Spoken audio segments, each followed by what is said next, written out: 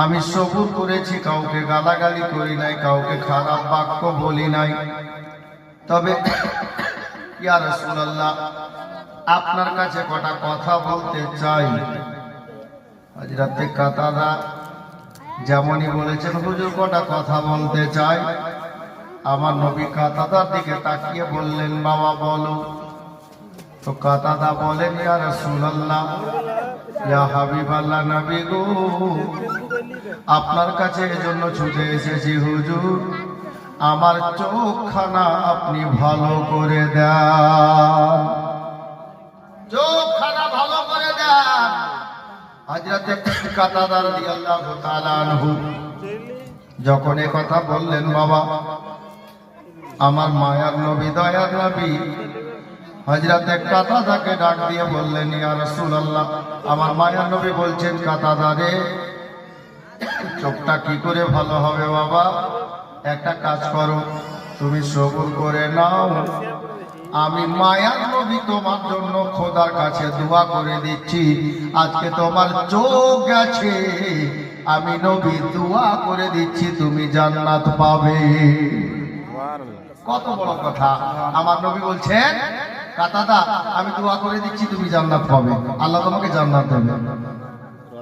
হযরতে কাতাদা কি বলছে জানেন?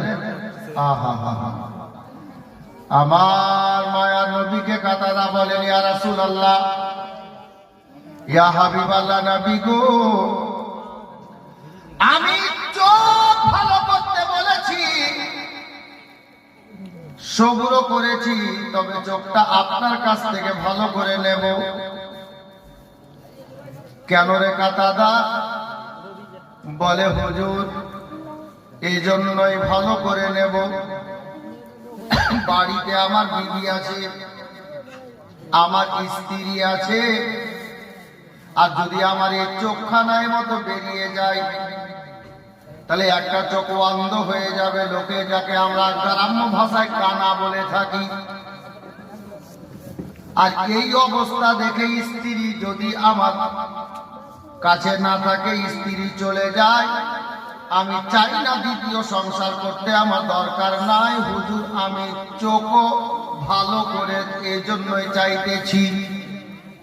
আমার নবী বলছেন, এই সাহাবী কাতাদা, তুমি দুটো আবদার রেখেছো, চোখ ভালো করে চাইছো যেন তোমার স্ত্রীর ভালোবাসা মহব্বত থাকে, আর সবুরও করেছো। তবে কাতাদা রে, তুমি একটা